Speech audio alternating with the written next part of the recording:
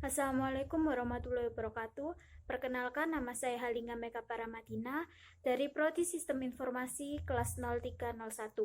Saya di sini akan mempresentasikan karya tulis ilmiah saya yang berjudul E-Learning sebagai Media Pembelajaran bagi Pelajar. Kita memasuki bab pertama, yaitu tentang pendahuluan. Pertama, kita akan membahas tentang latar belakang. Latar belakangnya yaitu e-learning atau dengan singkatan electronic learning merupakan cara baru yang dilakukan dalam proses belajar mengajar yang menggunakan media elektronik, khususnya internet sebagai syarat pembelajarannya. Nama e-learning tidak menggantikan proses belajar mengajar di kelas, melainkan mendukung pembelajaran dalam kelas melalui konten-konten yang ada. Sedangkan pengertian menurut Harley, e-learning merupakan suatu belajar mengajar yang memungkinkan tersampainya bahan ajar ke siswa dengan menggunakan media internet atau media jaringan komputer lainnya. Tujuan utama penggunaan e-learning adalah untuk meningkatkan efisiensi dan efektivitas, transparansi, akuntabilitas pembelajaran, kenyamanan belajar dengan objeknya adalah layanan pembelajaran yang lebih baik, menarik, interaktif, dan atraktif. E-learning dalam arti luas mencakup pembelajaran yang dilakukan di media elektronik, khususnya internet, baik secara formal maupun informal. E-learning secara formal misalnya adalah pembelajaran dengan kurikulum, silabus, mata pelajaran, dan tes yang telah diatur dan disusun berdasarkan jadwal yang telah disepakati pihak-pihak terkait. E-learning juga bisa digunakan secara informal dengan interaksi yang lebih sederhana, misalnya melalui sarana mailing list, e-newsletter atau website pribadi, organisasi dan perusahaan yang ingin mensosialisasikan jasa, program, pengetahuan atau keterampilan tertentu pada masyarakat luas. Pembahasan yang kedua yaitu rumusan masalah. Rumusan masalah yang saya ambil yaitu 1. Apakah pengertian e-learning? Kedua, apakah komponen penyusun e-learning dan karakteristik e-learning? Apakah kelebihan dan kelemahan e-learning? Pembahasan yang ketiga yaitu tujuan. Tujuannya yaitu mengetahui pengertian e-learning secara luas dan menurut ahli. Yang kedua, mengetahui komponen penyusun dan karakter e-learning. Yang ketiga, mengetahui kelebihan dan kelemahan e-learning. Sekarang kita menuju ke bab yang kedua yaitu bab pembahasan. Pertama, di bab pembahasan ini saya akan membahas tentang pengertian e-learning. E-learning adalah suatu sistem atau konsep pendidikan yang memanfaatkan teknologi informasi dalam proses belajar mengajar yang menggunakan media elektronik khususnya e-learning.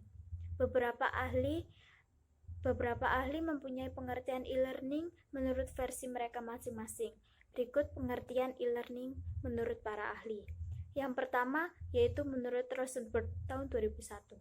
Rosenberg menekankan bahwa e-learning merujuk pada penggunaan teknologi informasi untuk mengirimkan serangkaian solusi yang dapat meningkatkan pengetahuan dan keterampilan. Yang kedua, menurut Mikhael tahun 2013, e-learning adalah pembelajaran yang disusun dengan tujuan menggunakan sistem elektronik atau komputer sehingga mampu mendukung proses pembelajaran. Yang ketiga, menurut Ardiansyah tahun 2013, e-learning adalah sistem pembelajaran yang digunakan sebagai sarana untuk proses belajar mengajar yang dilaksanakan tanpa harus tatap muka secara langsung antara guru dan murid.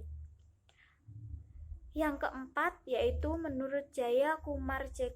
Koran tahun 2002, e-learning sebagai sembarang pengajaran dan pembelajaran yang menggunakan rangkaian elektronik yaitu LAN, WAN, atau internet untuk menyampaikan isi pembelajaran, interaksi, atau bimbingan. Pembahasan kita yang kedua yaitu tentang komponen e-learning. E-learning bukan sebuah produk yang dapat berjalan sendiri, melainkan terdiri dari beberapa komponen yang membentuknya. Berikut komponen-komponen dari e-learning. Yang pertama yaitu infrastruktur e-learning. Infrastruktur merupakan komponen dalam e-learning sebab mereka memerlukan peralatan yang digunakan dalam sistem e-learning. Alat-alat tersebut dapat berupa komputer yang dapat digunakan secara individu, jaringan komputer, internet, dan peralatan multimedia. Tidak kalah pentingnya saat ini adalah peralatan yang difungsikan sebagai telekonferensi. Alat tersebut diperlukan apabila dibutuhkan untuk pertemuan jarak jauh antara murid dan guru. Selain itu, berguna untuk proses belajar yang dilakukan pada waktu bersamaan. Komponen yang kedua yaitu sistem e-learning. Setelah infrastruktur yang dipenuhi, kemudian harus ada sistem dan aplikasi e-learning yang harus dipenuhi. Sistem tersebut adalah Learning Management System atau LSM yang sering digunakan dalam aplikasi dan sistem. Learning Management System atau LSM adalah sebuah sistem perangkat lunak yang bertugas menggambarkan proses belajar mengajar konvensional. Sistem ini perlu dibangun dengan adanya sebuah proyek sesuai dengan permintaan. Dan komponen yang terakhir yaitu konten e-learning. Komponen penting yang ada di sistem e-learning adalah konten. Konten e-learning adalah bahan pembelajaran yang terdapat di dalam sistem Learning Management System. Isi dari konten pembelajaran ini dapat berbentuk multimedia interaktif. Konten ini memerlukan para siswa menggunakan jaringan sehingga menarik dan berguna, sehingga isi pembelajaran lebih menarik perhatian siswa dan memunculkan semangat dalam menggunakan e-learning dalam pembelajarannya. Namun semua itu juga harus disesuaikan dengan kemampuan masing-masing lembaga penyelenggaraan Kita akan memasuki pembahasan yang ketiga yaitu karakteristik e-learning. Karakteristik e-learning antara lain: 1. Memanfaatkan keunggulan komputer, 2. Memanfaatkan jasa teknologi elektronik, yang ketiga menggunakan bahasa pelajaran yang bersifat mandiri, yang keempat memanfaatkan jadwal pembelajaran, kurikulum, hasil kemajuan belajar, yang kelima manfaat materi pembelajaran dapat disimpan di komputer, yang keenam memanfaatkan komputer untuk proses pembelajaran dan juga mengetahui hasil kemajuan belajar. Pembahasan yang keempat yaitu manfaat e-learning. Sebagai sistem pembelajaran berbasis elektronik tentu mempunyai manfaatnya, yaitu pertama, fleksibel, yang kedua, belajar mandiri, yang ketiga, efisiensi biaya. Sedangkan menurut Pranoto dan kawan-kawan tahun 2019, manfaat e-learning yaitu penggunaan e-learning untuk menunjang pelaksanaan proses belajar dan meningkatkan daya serap mahasiswa atas materi. Yang kedua, meningkatkan partisipasi aktif dari masyarakat. Yang ketiga, meningkatkan kemampuan belajar mandiri. Yang keempat, meningkatkan kualitas materi pendidik. Yang kelima, meningkatkan kemampuan menampilkan informasi dengan perangkat teknologi informasi. Pembahasan yang kelima yaitu kelebihan dan kekurangan e-learning.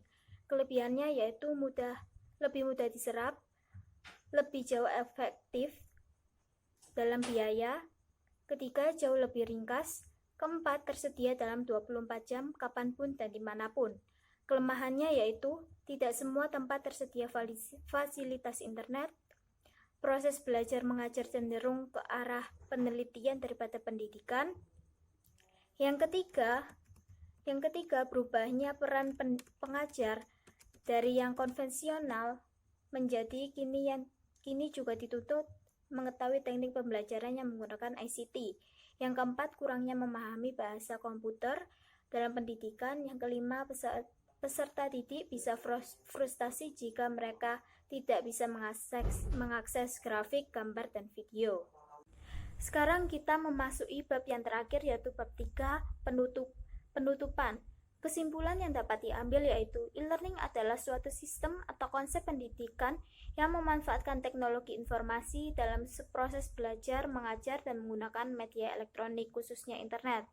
Komponen penyusun e-learning sendiri yaitu infrastruktur e-learning, sistem e-learning, dan konten e-learning. Karakteristik e-learning yaitu memanfaatkan keunggulan komputer, memanfaatkan jasa teknologi elektronik, menggunakan bahasa pelajaran yang bersifat mandiri. Materi pembelajaran dapat disimpan. Manfaat e-learning yaitu fleksibel, belajar mandiri, efisiensi biaya, dan dapat diakses di mana dan kapanpun. Setiap media pembelajaran maupun aplikasi pembelajaran pasti memiliki kelebihan dan kekurangannya sendiri-sendiri, dan dengan berjalannya waktu, setiap media pembelajaran maupun aplikasi pembelajaran pasti akan berkembang menjadi yang lebih baik dan lebih baik lagi.